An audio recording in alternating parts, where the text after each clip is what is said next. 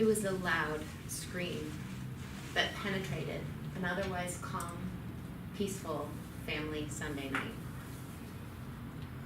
The running footsteps that followed spoke volumes that little girl did not want to hear. Shortly after, the ambulance came and took her mother away, and she left the house on a gurney for the last time.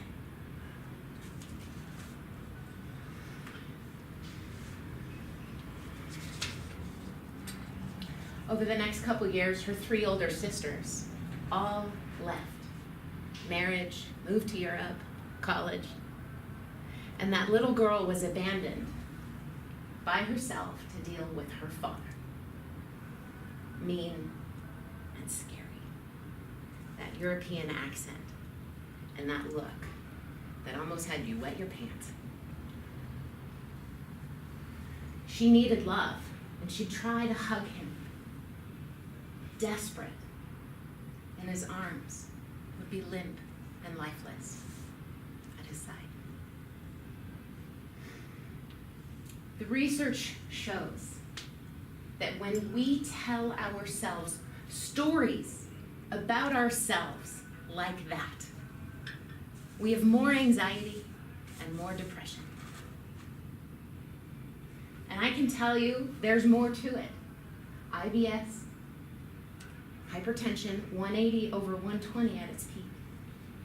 Back pain with sciatica down both legs, neck pain, hand pain, shoulder pain, unnecessary surgery. All of these are costly, physically, emotionally, financially, and I'm not alone. 45 million Americans suffer from anxiety disorder. And the cost of chronic pain in the US per year is $436 billion. And I've spent over $100,000 continuing education, adult development, therapies of every kind imaginable. Some Russian guy beat my back with a broom one time. I was desperate. If he said it would help, I'll do it. And they all helped. They all made things better. But the missing piece was the story that I was telling myself that I didn't know that I was telling myself. Because it had become so woven into the fabric of my being. And it drove the riverbed of my nervous system, which expressed itself through my physiology and created the manifestation in every aspect of my being because of the story I was telling myself. Now, adverse childhood events affect all of us. And again, the research shows those that have adverse childhood events have more physical, mental health problems and a shorter lifespan. And my argument is that if you've had a childhood, you have had adverse childhood events. And I ask, I implore you, what is the story that you are telling yourself about yourself?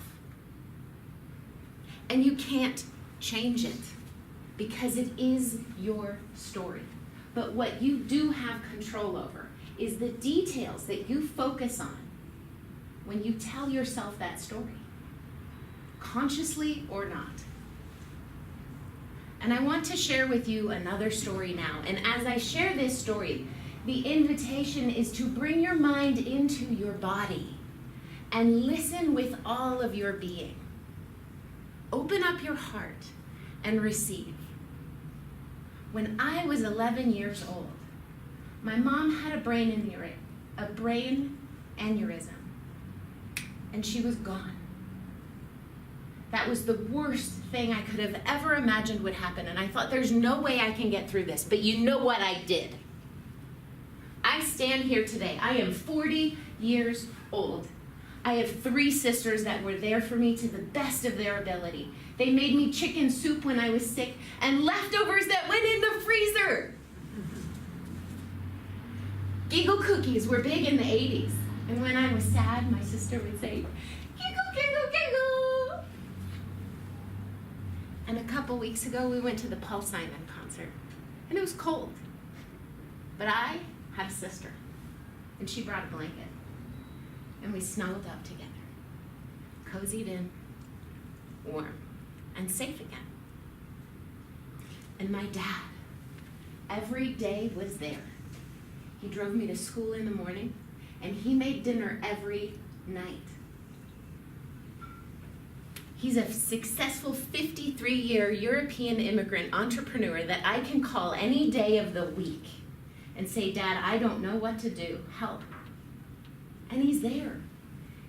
And he remembers details that surprise me, like my ex-boyfriends, names that I've long since forgotten about. If that's not love, this next one is. He sat with me in a therapy session for 2 hours, knee to knee, and held my hands while I cried. And his eyes met mine, and his heart met mine. He said, I love you, and I'm sorry.